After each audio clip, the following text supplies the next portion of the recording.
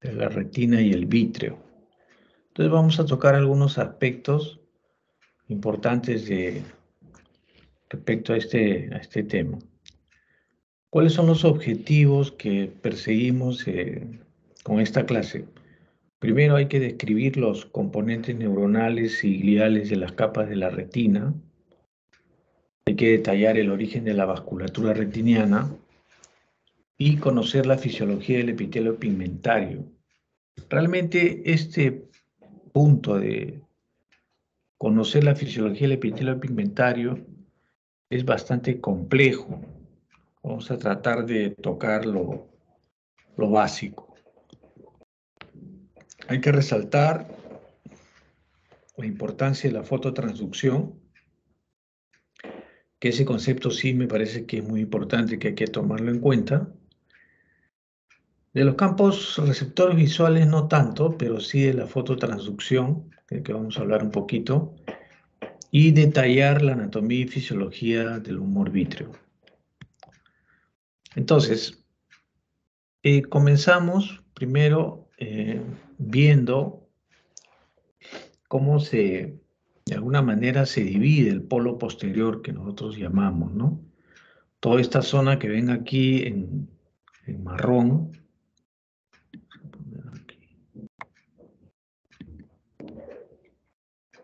esta es lo que se llama la hora serrata, está pintado de marrón, y luego va a venir la periferia de la retina, que va a estar delimitado por la hora serrata y el ecuador, ustedes ven acá, ¿no? Luego viene lo que nosotros llamamos el polo posterior, que está conformado por el disco óptico y la mácula, ¿no? Entonces, así le llamamos cuando hablamos de polo posterior. Aunque muchas veces usamos el término de polo posterior para referirnos a la retina, ¿no? Porque también tenemos polo anterior, ¿no? Que ya sabemos que está conformado por la conjuntiva, por la córnea, etcétera, etcétera. Pero entonces podemos usar esos dos términos. Ahí está el polo posterior, para recordarlo, que es el disco óptico y la mácula, el ecuador, la pars plana, ¿no? Y cuando uno hace un fondo de ojo, este fondo de ojo es ojo izquierdo. ¿Cómo se dan cuenta que es el ojo izquierdo? Porque el disco óptico está hacia el lado izquierdo. Entonces, por eso se llama fondo de ojo del lado izquierdo. Y aquí podemos observar que tenemos las dos partes más importantes, podríamos decir, del ojo, que es el disco óptico y la mácula, ¿ya? La mácula, más o menos, va a estar conformado por lo que se llama fobia, y también hay ese punto rojo es la foveola, que nosotros llamamos. Pero la fobia, que es la parte más exquisita, digamos, porque contiene la mayor cantidad de fotorreceptores, más o menos va a tener el mismo tamaño, que son 1500 micras, que el disco óptico. Si ustedes comparan este círculo con el que está acá, es exactamente lo mismo, ¿no? Ahora, ustedes saben y seguramente habrán escuchado que la retina tiene 10 capas, ¿no? Ahora, lógicamente que pues aprenderse las 10 capas ni yo mismo me acuerdo, pero hay capas que sí son importantes, que hay que recordar. Esta es la histología. No sé si habrán tenido ustedes oportunidad de ver la retina cuando llevaban histología, ¿no? Tiene 10 capas. De la parte de acá hacia abajo le llamamos retina externa, y de aquí para arriba le llamamos retina interna, ¿no? ¿Cuál va a ser, digamos, la línea de división? Va a ser la capa plexiforme externa. Pero lo que nos interesa realmente a nosotros desde un punto de vista básico es cómo las células se van a unir para poder llevar el impulso nervioso. Entonces acá en la base vamos a tener la coroides, que viene a ser los vasos sanguíneos. Y acá tenemos de lo que estábamos hablando del epitelio pigmentario y la retina. A este epitelio pigmentario y la retina prácticamente se van a hundir en ellas los fotorreceptores, que son de dos tipos, los conos y los bastones. Los fotorreceptores son de dos tipos, conos y bastones. Y estos se van a hundir prácticamente en lo que es el epitelio pigmentario de la retina.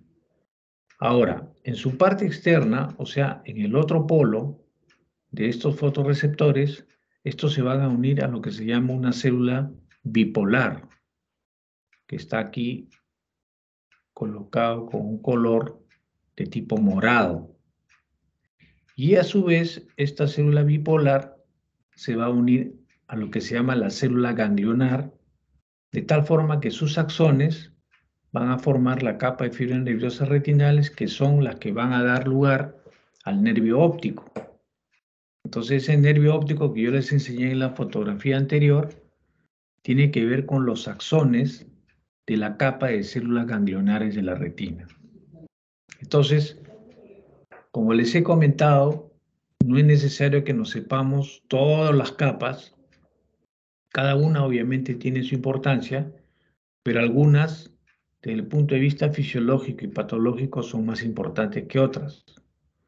Ahora, si el estímulo luminoso fuera solamente de un fotorreceptor con una célula bipolar y una célula ganglionar, ¿no? Veríamos como por un tubo. No podríamos, o sea, no tendríamos campo visual.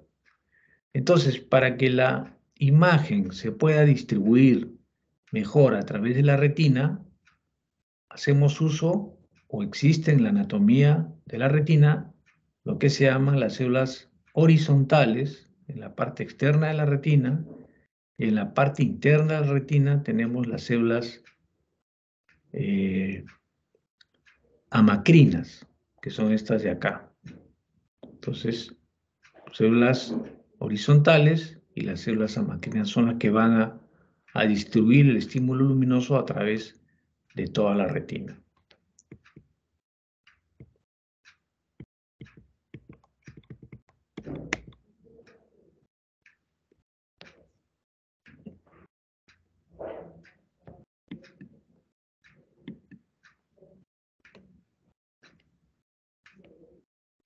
No sé qué pasó con esto, ahora que no.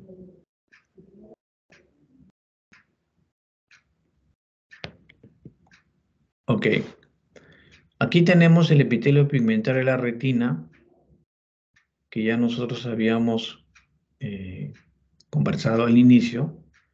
Y para que ustedes tengan una idea, esta es una célula del epitelio pigmentario. Y como ustedes ven, realmente, pues, todas las células que tenemos en el cuerpo humano básicamente tienen lo mismo, ¿no? Tienen un núcleo, tienen su citoplasma, en el cual van a tener a las mitocondrias y otros elementos más que los acompañan, porque no se olviden que estas células se van diferenciando de acuerdo a la función que tienen, ¿no? Entonces, pero todas en sí van a tener lo que se llama su núcleo y su citoplasma, ¿no? Ahí tenemos las mitocondrias, los ribosomas, etcétera, etcétera. Entonces, en este caso, esta es la forma de un epitelio pigmentario que va a tener unas vellosidades, como le llaman, pero estas van digamos, a juntarse con lo que se llama la membrana de Bruch, y esto a su vez a la coroides. En esta zona, eh, podemos decir, en esta zona donde está coroides, membrana de Bruch y epitelio pigmentario, se producen una serie de enfermedades maculares, que obviamente ese no es el punto del día de hoy, pero es una zona importante donde se van a desarrollar enfermedades que incluso son degenerativas y hacen que los pacientes pierdan la visión. Y la razón es muy simple, ¿no? Porque acá tenemos los vasos coroideos que irrigan a la retina externa, tenemos esta membrana de Bruch, tenemos el epitelio pigmentario, que el rol fundamental es también aceptar una parte de las microvellosidades que le llaman de los fotorreceptores. Por eso es que es importante el epitelio pigmentario. Entonces acá, más o menos, se calcula que hay de 4 a 6 millones de células del epitelio pigmentario. Es una monocapa porque es una sola capa, ¿no? Y van a tener diferentes formas que de acuerdo al, digamos, a la localización se van digamos, a gestionar. Acá tenemos las microvellosidades, la membrana basal, los melanosomas, los fagosomas, bueno, su mismo nombre lo dice, ¿no? Fagosomas, tenemos lipofucsina, que después vamos a hablar de la lipofucsina. Y esto es un resumen de lo que sería esto que ustedes ven acá, ¿no? Acá tenemos la coriocapilares, que son los vasos sanguíneos. Acá tenemos la membrana de Bruch, ¿no? Que va a estar conformado por todos estos elementos, colágeno, elastina, etcétera, etcétera, y el epitelio pigmentario de la retina. Como ustedes ven aquí, en esta zona, el epitelio pigmentario de la retina tiene uniones muy, pero muy fijas, ¿no? Y después vamos a conocer cuál es la razón, digamos, de que estas uniones sean tan estrechas, como ustedes ven aquí, aquí y en este punto.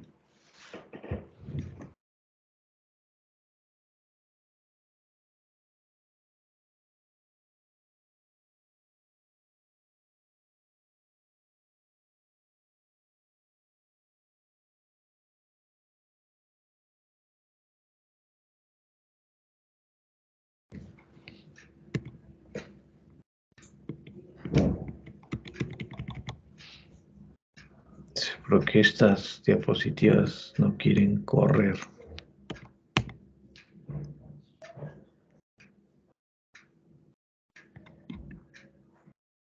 Bueno, esta es otra fotografía donde ya más o menos hemos explicado cómo se constituye celularmente las células, ¿no? Entonces acá, por ejemplo, es importante esto que cuando hablamos de la retina neural, ¿no? Es importante, ¿por qué?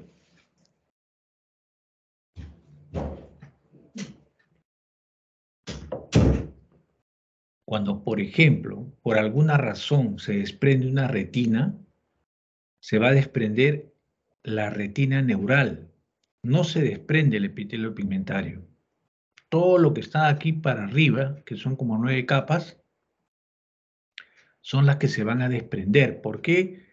Porque ingresa líquido a esta zona, ¿no? Y hace que la retina salga de su lugar. Entonces, por una cuestión lógica, al salirse la retina de su sitio, o sea, del epitelio pigmentario, estos fotorreceptores van a quedar en el aire, sobre todo la zona que está desprendida. Entonces, estos fotorreceptores, al estar fuera de su conexión, porque obviamente acá hay un metabolismo activo, ¿no? Entre el epitelio pigmentario y los fotorreceptores, al no haber esa comunicación con el epitelio pigmentario, lo que sucede es que estos fotorreceptores se atrofian y se mueren. Por eso es que cuando existe un desprendimiento de retina, esto tiene que ser operado rápidamente. Existe una relación directa entre el tiempo de evolución del desprendimiento de retina y el tiempo que el paciente se opera. Es decir, mientras más rápido se opere, va a conservar mejor la agudeza visual ese paciente. Mientras más tarde se opere, lógicamente que la agudeza visual no va a ser igual. Entonces, es por eso que esta parte que llamamos retina neural es muy importante por lo que les acaba de comentar. Bueno, acá esto ya sabemos, la zona vascular, que es la coroides, las neuronas, que hemos visto los fotorreceptores, ¿no? Y la glía, cuando hablamos de la glía, hablamos fundamentalmente de este elemento que ustedes ven acá de color amarillo, que se llama las células de Müller, ¿no? Y vamos a ver de qué se trata. ¿Cuál es el sistema en el cuerpo humano que hace que todos nuestros órganos estén en su lugar?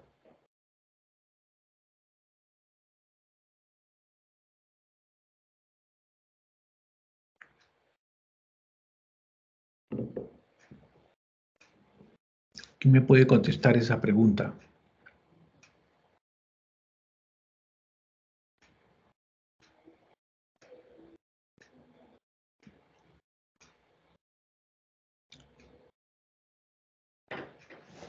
¿Cómo se llama ese sistema?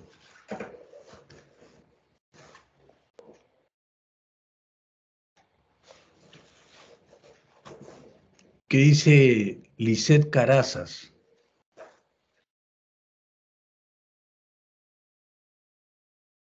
Bueno, podría ser el sistema nervioso o un sistema de sostén, si es el que se encarga de que todos los órganos estén. ¿Qué sistema? ¿Qué sistema me dijo? Perdón. El sistema nervioso. Sistema nervioso. A ver, otro compañero suyo, otro colega.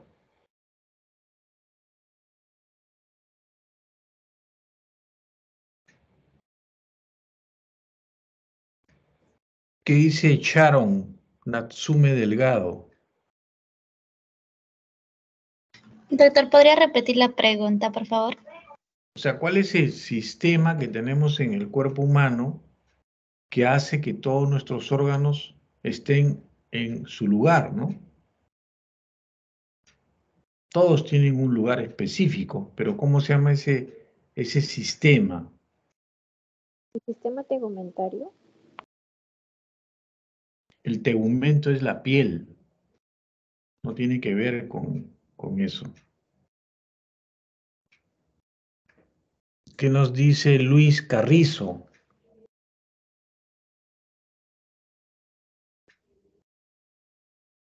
Buenas tardes, doctor. Las de sostén. Claro, es un tejido de sostén, pero ¿cómo se llama? Podría ser el óseo también que hace que las partes se queden.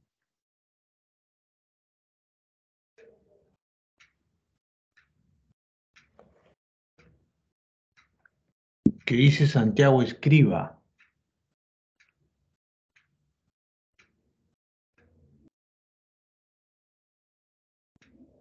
¿Cómo se llama el sistema para poder tener todos nuestros órganos en su sitio?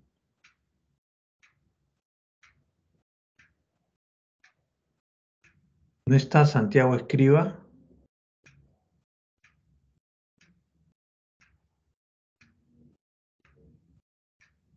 Shirley García.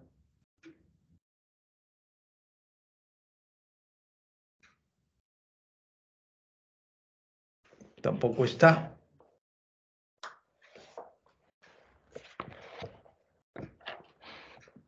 Bueno, no está Santiago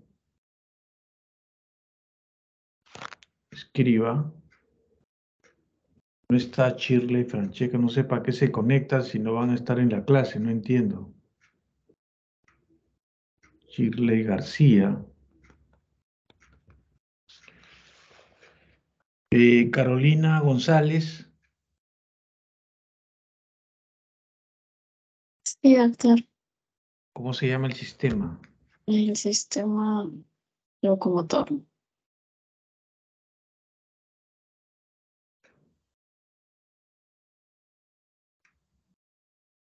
Que dice Junior García. El sistema musculoesquelético, doctor.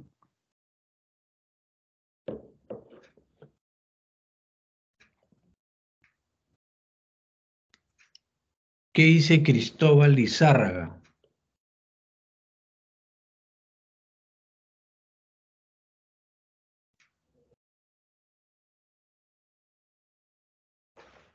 Tampoco está. Doctor, disculpe, ¿me escucha?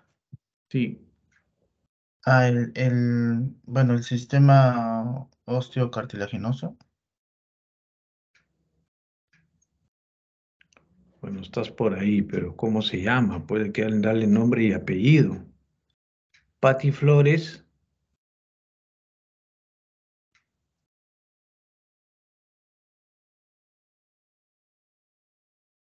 ¿Qué dice Patti Flores? ¿Tampoco está Patti Flores?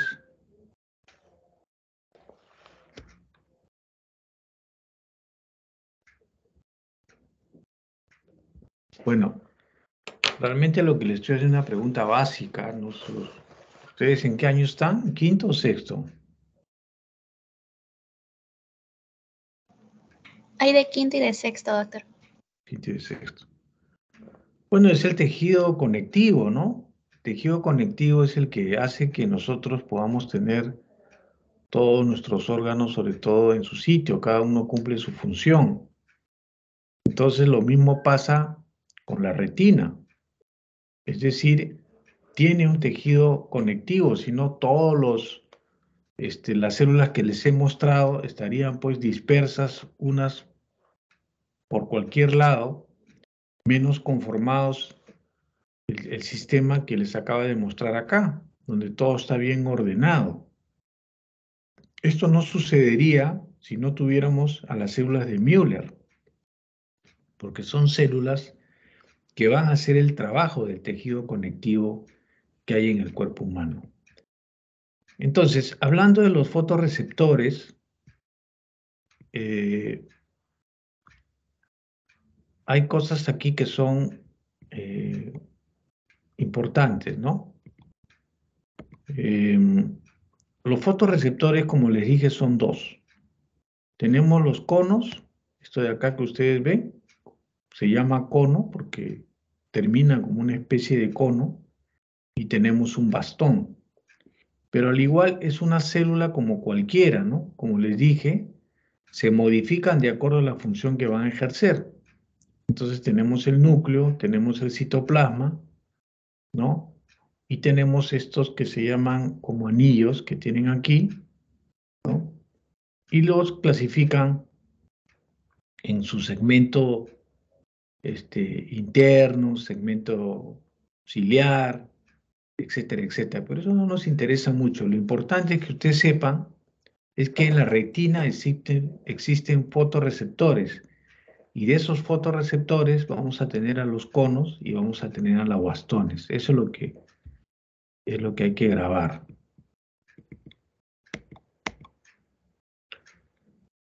Ahora, ustedes saben, como les ya he repetido en varias oportunidades, cómo se unen, ¿no?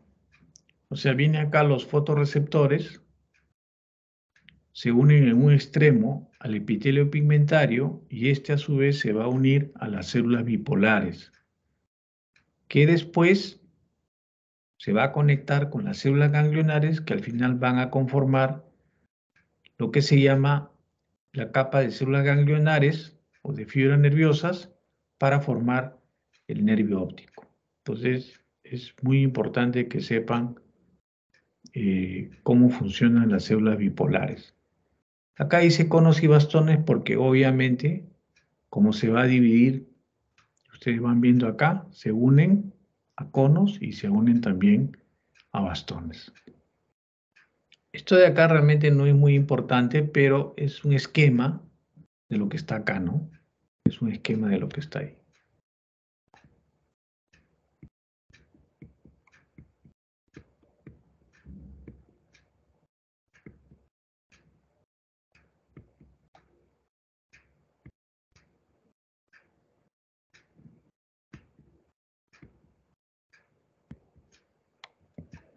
Entonces ahora vamos a hablar de las células ganglionares, porque también son importantes. Entonces miren que estamos hablando con esta ya la tercera célula importante en la retina. La primera, dijimos, son los fotorreceptores, luego vienen las células bipolares, y ahorita vamos a hablar de las células ganglionares. Las células ganglionares, como ustedes ven, son las que se van a unir también a una célula bipolar, ¿no? Y sus axones son los que van a dar origen a la capa de fibras nerviosas, ¿no? Que a su vez estos axones van a conformar el nervio óptico. Entonces eso es importante. Ahora, cuando hablamos de neuronas de asociación, estamos hablando de neuronas que van a tratar de alguna forma distribuir el estímulo luminoso que al final se va a convertir en un impulso eléctrico.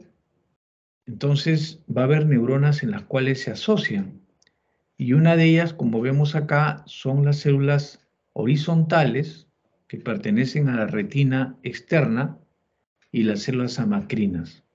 Son neuronas de asociación porque, como ya les había explicado en diapositivas anteriores, si no existieran esas neuronas de asociación, no tendríamos visión periférica, solamente visión central. Entonces, por eso la importancia de las células horizontales y las células amacrinas. Bueno, esta es otra fotografía en la cual podemos observar, ¿no?, el epitelio pigmentario. Tenemos acá los fotorreceptores, ¿no? Acá vamos a tener a las células bipolares, las células ganglionares, y aquí vamos a tener a las células amacrinas y a las células horizontales, ¿no? Esas son las diferentes capas de la retina, ¿no? Epitelio pigmentario, capa de fibras nerviosas, la capa nuclear externa, la capa plexiforme externa, la capa nuclear interna, etcétera, etcétera. Pero eso, bueno, en este momento no nos interesa mucho. Entonces ahí pueden ver cómo se limita las 10 capas de la retina, ¿no? Esta es la membrana limitante externa, esta raya que ven acá, ¿no? Vamos a tener la membrana limitante media, que está acá también, y luego tenemos la membrana limitante interna. Esta membrana limitante interna cobra un papel importante cuando uno va a operar, por ejemplo, una cirugía de agujero macular, una cirugía de edema macular diabético o una cirugía de una membrana epirretiniana de tipo idiopático. Entonces, en esos casos, esta membrana limitante interna se va a pelar porque va a cumplir una función. En este caso, solamente se los comento. Lo importante es la membrana limitante interna. Ahora nos vamos a la mácula. La mácula realmente es importante, como ya les dije, porque tiene una cantidad de fotorreceptores importante, así como la fovea. Y ustedes, si le dan una miradita a este esquema, se van a dar cuenta que la fovea no tiene todas las capas de la retina, como ustedes ven a los lados. Solamente va a tener una capa limitante interna, esto viene acá arriba, ¿no? Y luego se va a ir de frente a tener la capa plexiforme externa, que está acá, ¿no? Luego va a tener, acá tenemos la coroides, tenemos el epitelio pigmentario de la retina, tenemos la capa externa, ¿no? Todo esto, la nuclear externa, todo esto que ustedes ven aquí son las capas que va a tener la fovea. Pero ¿por qué la fovea es tan importante?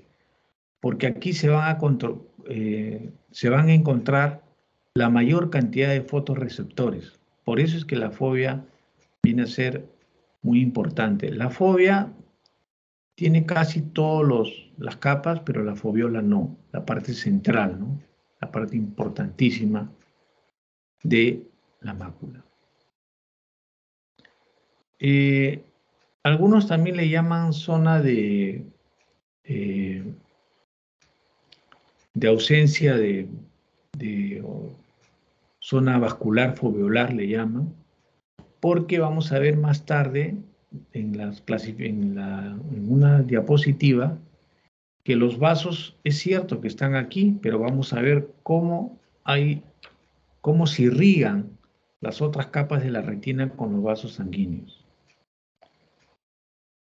Entonces, estas son las diferencias regionales, ¿no?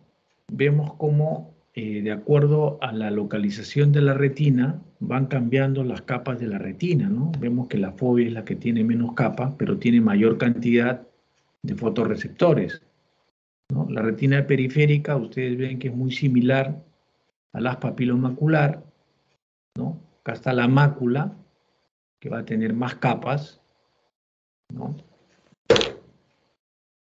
Entonces, es solamente una diferenciación regional.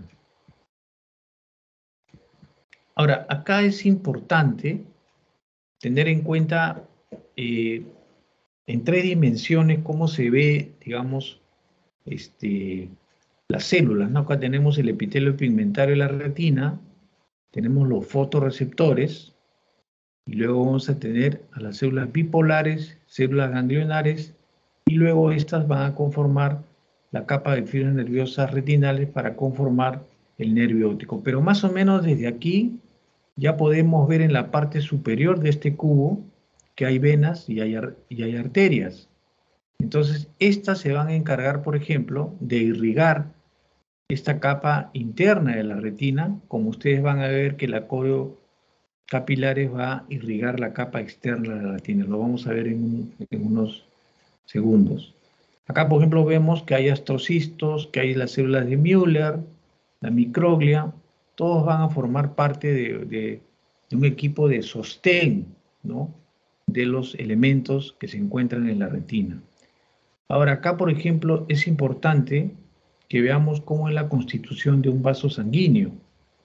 Este vaso sanguíneo, por ejemplo, tiene acá sus células endoteliales. Ustedes saben que está en la parte más interna del vaso. Va a tener su microglia, hay macrófagos, después vamos a ver que también hay pericitos. Y todo esto, ¿por qué es importante? Porque el ojo es el único órgano en el cuerpo humano que tiene doble barrera hematorretiniana, así como el cerebro, ¿no? Por eso es que algunas drogas que se toman por vía oral no llegan al ojo. Por ejemplo, si ustedes ven un paciente que tiene conjuntivitis, no le dan antibióticos por vía oral porque no le va a hacer absolutamente nada. ¿Debido a qué? Debido a esta doble barrera hematorretiniana que tiene la retina. ¿Cuáles son? La primera, como les dije, es el epitelio pigmentario de la retina. Por eso les decía que las células del epitelio pigmentario se unían fijamente una tras otra, ¿no? Justamente se comportan como una barrera. Y la otra barrera es el endotelio vascular de la retina. Esa es otra barrera, la segunda barrera que impide, digamos, que pasen elementos extraños, bacterias, virus, etcétera, etcétera, ¿no? Cuando se altera, obviamente, la anatomía de estos elementos, obviamente que puede pasar todo lo que les acaba de mencionar. Entonces, aquí ya hablando de los elementos vasculares de la retina, solo para recordarles, les dije que está la coreo capilares, tenemos la retina externa, que la va a dividir la capa nuclear interna, y luego tenemos la capa de células ganglionares, que conforman la retina interna. Entonces, esta parte de la retina externa va a estar irrigada fundamentalmente por la coreo capilares, mientras que la retina interna, ¿no?, va a estar irrigada por vasos retinianos que les mostré, ¿se acuerdan? En la primera diapositiva, en un fondo de ojo, ahí pudieron ver los vasos retinianos. Entonces, la división se va a dar a nivel de la capa nuclear interna. Acá nuevamente tenemos a los vasos sanguíneos, ¿no? Las células endoteliales, la lámina basal, ¿no?, eso que está en verde, pericitos, tenemos también macrófagos, astrocitos que van a formar la glía, ¿no? Todo eso está implicado en un vaso retiniano, o sea, en lo que ven ustedes acá.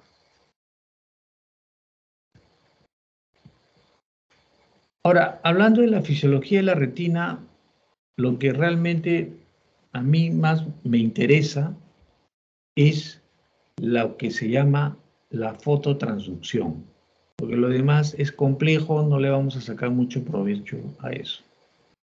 Entonces aquí vamos a hablar de la fototransducción. ¿Qué significa la fototransducción? La fototransducción no viene a ser más que la conversión de la energía luminosa o el fotón que llamamos en un impulso eléctrico. Entonces, esto es importante. ¿Por qué? Porque muchos de nosotros creemos que vemos con los ojos, pero no es así, porque al final el ojo viene a ser solamente un instrumento, un órgano, donde se va a producir la fototransducción a nivel de los fotorreceptores, obviamente. Y esto se va a convertir en un impulso eléctrico que va hacia el cerebro y en la zona posterior del cerebro, occipital, es donde realmente se va a crear las imágenes, ¿no? Entonces, es por eso, por ejemplo, que hay pacientes que sufren un trauma severo craneano, que de pronto se recuperan, pero no ven. Le hacemos un fondo de ojo, vemos todo normal, la retina normal, todo está ok, pero lamentablemente las partes del cerebro que se encargan de la visión ya han sido dañadas, ya sea por una hemorragia, por un edema cerebral, etcétera, etcétera, etcétera. Entonces acá tenemos los conos y bastones y cada uno va a tener una función, ¿no? Por ejemplo, los conos son menos sensibles, tienen un rango de intensidad muy amplio, una respuesta rápida a la oscuridad.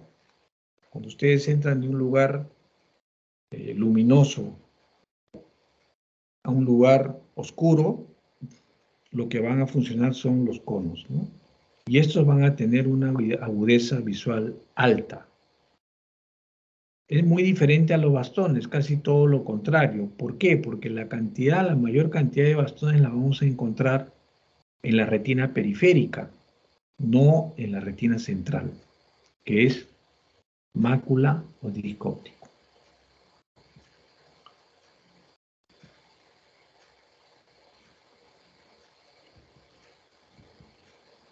Bueno, esto es importante que ustedes sepan, porque la fototransducción, acá la dividimos en la fototransducción que se da a nivel de los conos y se da a nivel de los bastones, pero al final es el mismo proceso. Lo que a mí me interesa es que ustedes se queden con el concepto de lo que es la fototransducción, que es, como ya les dije, la transformación del fotón o energía lumínica en un impulso eléctrico. Eso es lo que yo deseo que ustedes se queden con ese concepto de la clase. Ahora, estas ondas que ustedes ven acá no vienen a ser más que la onda de la cual el ser humano puede ver, ¿no? Más o menos esta onda va entre los 370 nanómetros hasta los 730 nanómetros aproximadamente, es lo que el ser humano puede ver. Existen obviamente otras especies que tienen otro tipo de capacidades, ¿no? Por ejemplo, pueden ver muy bien de noche, porque obviamente estas ondas están alteradas, ¿no? Tienen diferente función en cada tipo digamos, de elementos que haya en la naturaleza de nuestro planeta Tierra, ¿no? Entonces, el ser humano, esa es la longitud de onda en la cual puede ver. Bueno, esto de los campos receptores visuales, como les decía, no es muy importante porque es un poco complejo de explicar, pero podríamos decir, por ejemplo, que las células ganglionares, que son las células que están en la parte superior o la capa más interna de la retina, son las que van a recibir información de las células bipolares y las células amacrinas, ¿no? Las células bipolares se conservan los patrones centro-on o centro-off, o sea, algo así como prendido o apagado, ¿no? Una cosa así. Las células amacrinas, como les dije, van a formar parte de los campos receptores difusos por una mezcla de información. Entonces, este es un resumen en el cual las células gliales, es decir, las células de sostén de la retina, va a estar conformado por las células de Müller, por los astrocitos y la microglia, ¿no? Es importante esto de acá. Así como en el cuerpo humano tenemos el tejido conectivo, que es el que va a hacer que nuestros órganos estén siempre fijos en su lugar, lo mismo, todos los elementos que se encuentran en la retina van a ser, digamos, valga la redundancia, tienen un sostén debido a estas células gliales, ¿no? La célula de Müller, que es un elemento de soporte en la retina neural, amortiguan la concentración iónica en el espacio extracelular y también van a favorecer a sellar los espacios subretinianos, ayudando a formar la membrana limitante externa. Bueno, los astrocitos, como le dije, acá más o menos que tienen una fotografía, proporciona también un apoyo físico, ¿no? Participa en la barrera hematorretiniana, ¿por qué? Porque va a estar más o menos a nivel del endotelio, y la microglia, que es la que se relaciona con los macrófagos tisulares, se activan cuando se altera, obviamente, la homeostasis retiniana, y van a mediar las respuestas inmunes a nivel del sistema nervioso central.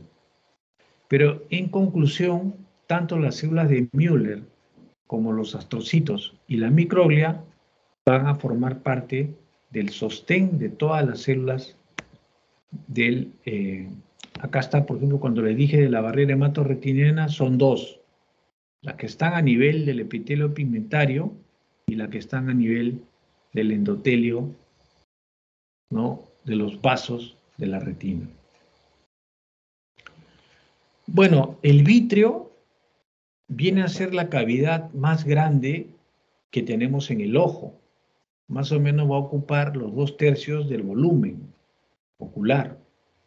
Es un gel, ¿no? Como siempre yo trato de explicarles a los pacientes que es como una gelatina, ¿no? Pero totalmente transparente. Es incoloro, inodoro, pero tiene un poder dióptrico de 1.33 dioptrías. Es bajo, pero tiene un poder dióptrico. Se va a localizar por detrás del cristalino y del cuerpo ciliar y se va a localizar también en el polo posterior a través de la retina. Los componentes del humor vítreo es realmente muy sencillo. ¿Por qué? Porque el 98% es agua y solamente el 2% va a estar conformado por colágenos y por el ácido hialurónico. Eso es lo que quiero que lo tengan ustedes como concepto.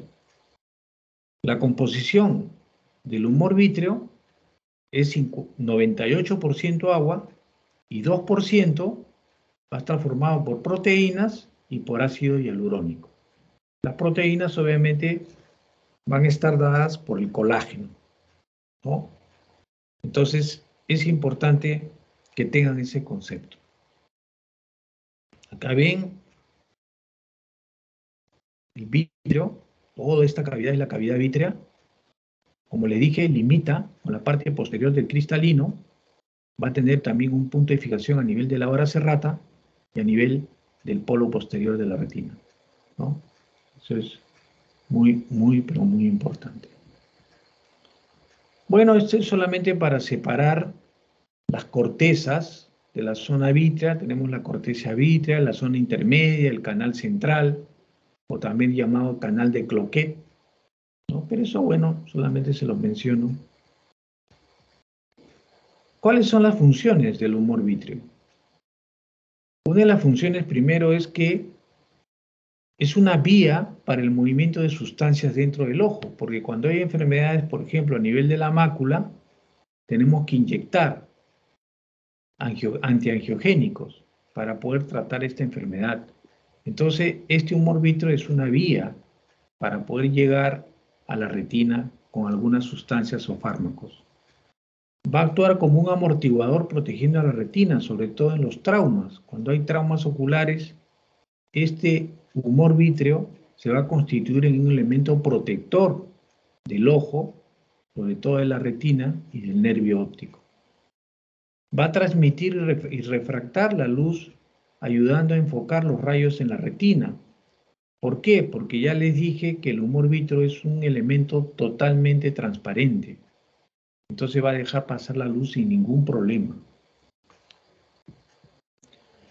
Conclusiones de la clase. La retina está conformada por el epitelio pigmentario de la retina y la retina neural. Eso ya lo hemos hablado. ¿Cuáles son los componentes neuronales? Hablamos de varias células, pero las más importantes le dije que eran los fotorreceptores, las células bipolares y las células ganglionares. Las demás van a ser células complementarias, como son las células horizontales y las células amacrinas, así como los componentes gliales, que como les he mencionado, sirven como soporte de las células que están dentro de la retina. Ya vimos que la retina interna va a estar irrigada por los vasos retinianos grandes y la retina externa por la coriocapilares.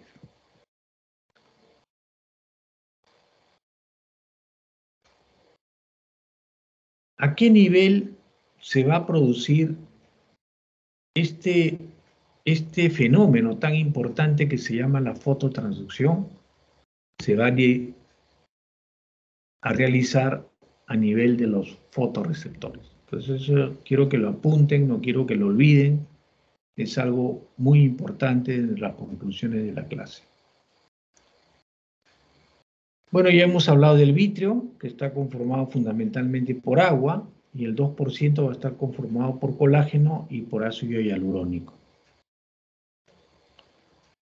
Bueno, chicos, es lo que yo les he traído en la clase, esta clase de hoy día. Yo sé que es una clase un poco pesada porque realmente hablar de la retina no es tan fácil, ¿no? Solo les puedo decir que si el ser humano no tuviera retina, el ser humano no vería. Es así de sencillo. Es por eso que es complejo, ¿no? Complejo. ¿Alguna pregunta?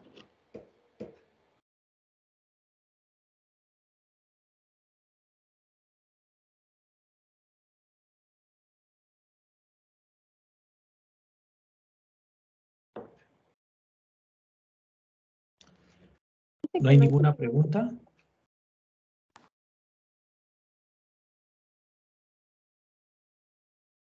¿Qué dice la delegada?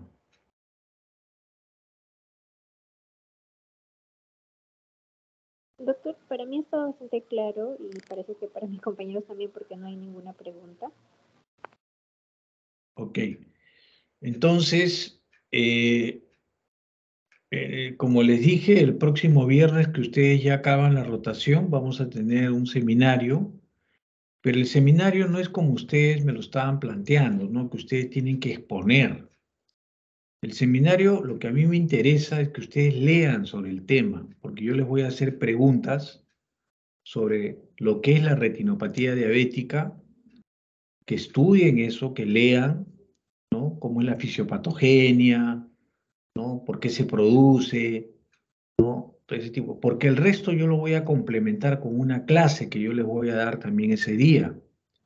La clase se llama retinopatía diabética, pero bueno, lo hemos puesto como seminario, pero primero van a ver, los primeros 10 minutos probablemente van a ver preguntas y respuestas para ver hasta qué punto ustedes han podido captar las lecturas que... Miren, no se hagan problemas porque ahora, con el avance de la tecnología, ustedes pueden encontrar un montón de información sobre lo que es la retinopatía diabética. Yo lo único que les digo es que no se compliquen la vida, porque ustedes como alumnos deben saber sobre la retinopatía diabética, pero las cosas básicas, las cosas importantes, porque ustedes en el futuro, algunos serán médicos internistas, algunos serán endocrinólogos, algunos serán X profesión, entonces probablemente no tengan que ver mucho digamos, con la retinopatía diabética, pero sí es importante que ustedes lean, ¿no? Sobre todo hay revistas españolas que son muy claras, son muy específicas, que hablan de la retinopatía diabética, ¿no? Si pueden conseguir alguna información sobre algún estudio que se ha hecho en el Perú sobre retinopatía diabética, bienvenidos. Me lo presentan en una diapositiva. No se olviden que es por puntos.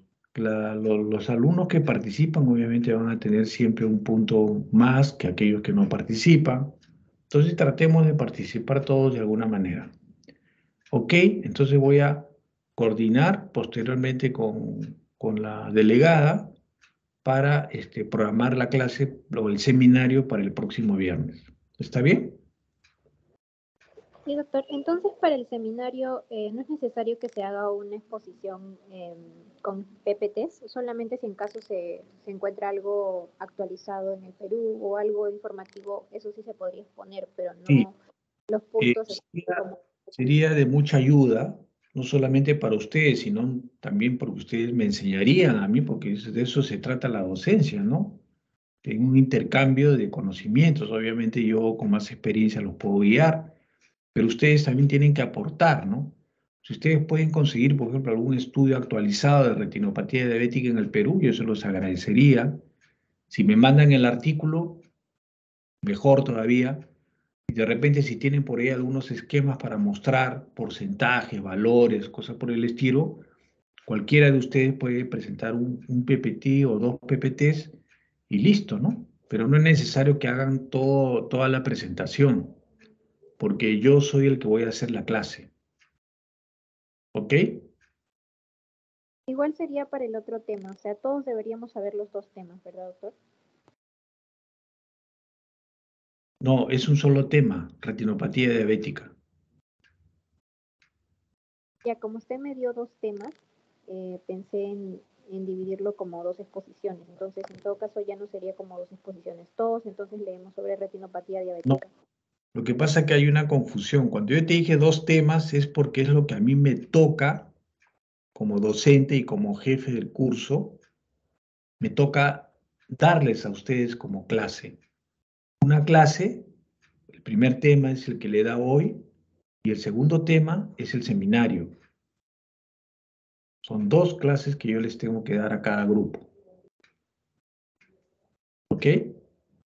Ah, ya, ahora sí, doctor. Sí, sí. Muy bien. Bueno, chicos, ha sido un gusto.